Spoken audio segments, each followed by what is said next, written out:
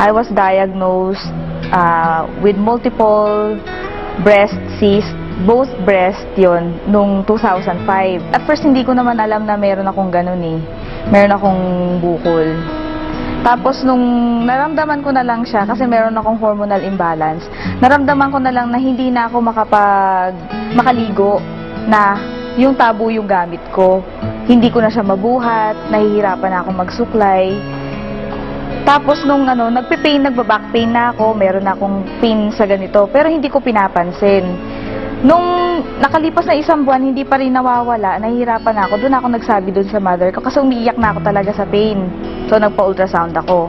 Na-find out doon sa first ultrasound ko na maliit lang yung bukol. Pero nagtataka yung mga doktor kung bakit daw nagpe-pain ako, ang liit-liit lang ng bukol. Na-find out namin na meron palang, multiple pala sa both breast, na ang dami-dami niya. Tapos nakita ko na nagkapa ako, na talagang malaki na siya. Matigas, hindi nagmo-move yung bukol. So doon ako nag-isip. Tapos nakakapa ako ng 3 lymph nodes sa may kilikili ko.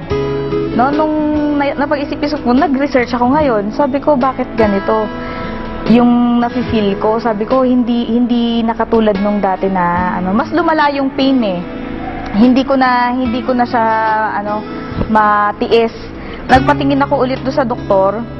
Sabi niya, nasa stage 1 to, sabi niya ganyan. So advice nila ipa-biopsy ko para malaman nila kung yung talagang bukol na yon, yun lang talaga siya, kung iisa lang talaga siya. Tapos yung mga ibang bukol sa kabila na breast ko, kung malignant na rin. Sabi ko, natatakot ako. Siyempre, nag-work din ako sa hospital before. Sabi ko, ayoko magpa-biopsy. Tapos may pinatingnan na naman ako another doctor. Sabi niya naman nga, stage 1 daw talaga yun. Kasi nakita na nila yung itsura. So, doon ako naniwala. Hindi na ako nagpa-undergo ng biopsy. Binigay na nila ako ng medication. Sabi ko, hindi ko na-feel na yung medication na binigay nila sa akin, nagtitake effect. Nagpunta ako sa herbalist, binigyan niya ako ng mga products ng herbal, tapos yung nag-undergo ako ng 1 year na puro vegetarian diet lang. So, binago ko yung lifestyle ko. Nakaigi naman yun sa akin, pero hindi pa rin lumiliit yung bukol. Nag-isip ako ngayon, sabi ko, ano kayang pwede kong gawin para totally mawala na siya? Kasi ang advice nga sa akin, i-remove eh. Siyempre, dalaga ako. Nakakaano naman yun, wala kang breast, kadalaga mong tao, di ba? Frustrating sa nakaka-depress, nakaka-frustrate. So, nung dumating sa time na nag-research na ako, nag-internet ako kung ano bang pwede kong kainin. So, ang dami ko nakita. Nandun yung mga gulay, mga fruits na ina-advise nga doon sa mga may mga breast cancer na yun ang talagang dapat nakainin. So sabi ko, hindi ko naman alam kung saan makakabili lahat nito. Yung broccoli, meron dito, di ba? Yung mga ibang fruits na nando doon sa internet, available dito pero hindi lahat meron. Doon ako nag-isip, sabi ko, paano ko makakain to lahat? At saka mahal-mahal niya. Until such time na dumating yung yung kapatid namin sa church na binibigay nga nila sa akin to, yung Alive. Ini-introduce nila sa akin yung Alive.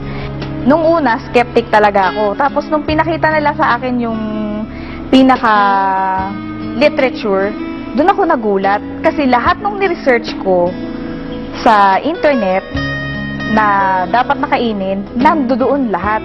Eksaktong-eksakto. Kaya sabi ko, wow, sabi kong ganyan, grabe naman to, sabi kong ganyan.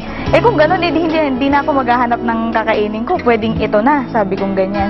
Nung coffee pa lang yung pinasubok nila sa akin, talagang sobrang sumakit, no? Nag-take ako ng coffee, di ba yung coffee natin meron ngang Alive? Talagang sobrang sakit niya. Napakapit nga ako sa sa wall, tapos pinagtatawanan nila ako kasi nga, sabi niyang ganyan, yan pa lang ang tinitake mo, nagpe-pain ka na. Sabi niya, ibig sabihin yan, reaction. Which is alam ko naman dahil hindi na bago sa akin yung herbal. Nung nag-take na ako ng